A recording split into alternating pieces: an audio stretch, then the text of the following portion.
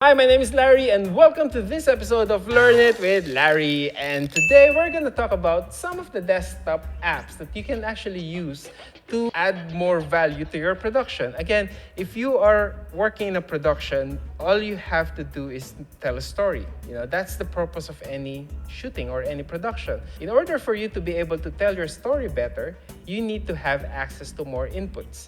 And there are a lot of cases wherein we have your SDI cameras or HDMI cameras, but there are also cases when you don't really have access to them, but you have access to your network. And that is what we're trying to achieve here. We want to use your network as a medium for you to transmit and receive your signals. So let's look at it. First thing you have to do is to make sure that you've downloaded the latest NDI tools. Now, how do you do that? Let's go to our software. Now, in our software, all you have to do is go to ndi.tv, and then here it is. Now, under the NDI tab right here, just click NDI Tools.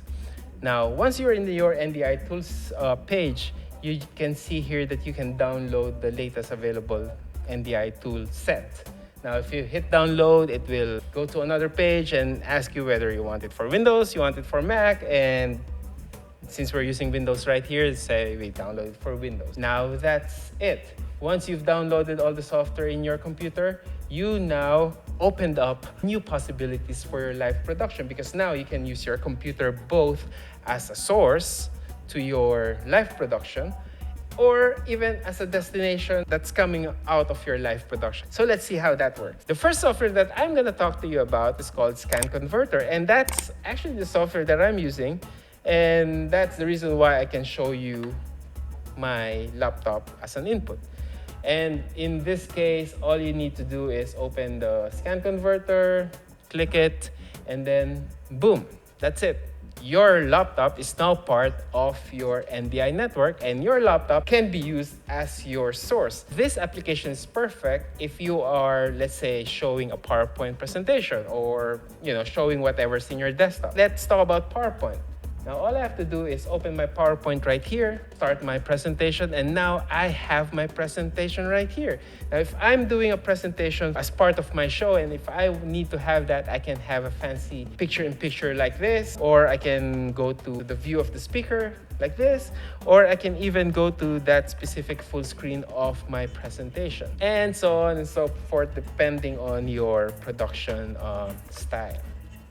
That's really cool. That's really, really cool. Now, you don't have to buy those expensive boxes with complicated cablings and all, and you don't really have to deal with the latency that those things provide, because now from your laptop, as long as it's connected to the same network, you can get your laptop as a source to your live production system. That's really cool. I hope you like it. Now, the next software that I want to talk to you about is called Video Monitor or Studio Monitor. So Video Monitor is what they call it in Mac platform. Studio Monitor is what they call it in Windows platform. Let's go to my laptop right here.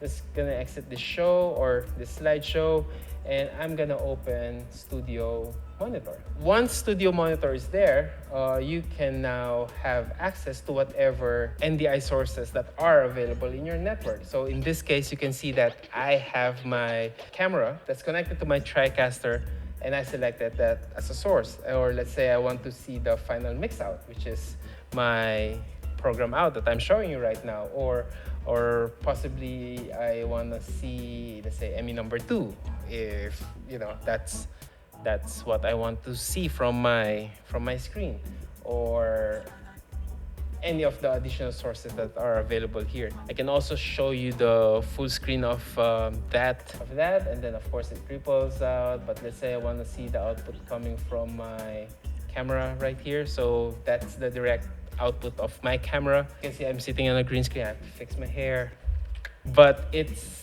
just a very, very handy tool for you to be able to use in your live production. Now let's go back to my virtual background right here. Yeah, looks better. Okay, practical application. So where do you use it? Let's say you're in a set and then you want to monitor your live production. You're putting up some social distancing between the crew in the set. So all you have to do is connect to the network, ask your guys to put up a network. You have your NDI sources available connected to that network, and you'll be able to monitor the output from your set or possibly the output of another camera. Or if you're using a PTZ camera, this is something that's also interesting because you can now control your PTZ camera right from that software control as well.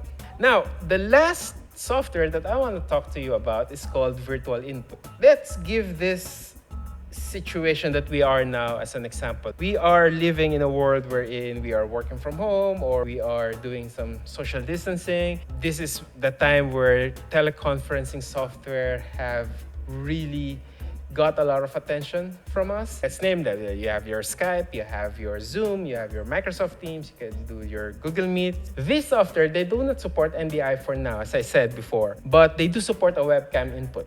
And this is where virtual input will become very, very, very interesting because it actually tricks your computer to think that that NDI source is actually a webcam, in its simplest terms. So how does that work? Let's go to our software again. I'm gonna give you the split view once again. I'm gonna change this, and let's say I want to open virtual input.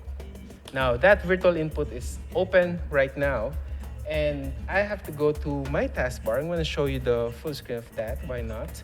So from your taskbar right here, I can just select virtual input right here. Now, if I do a right click there, I can see again all of my NDI sources that are available in my network.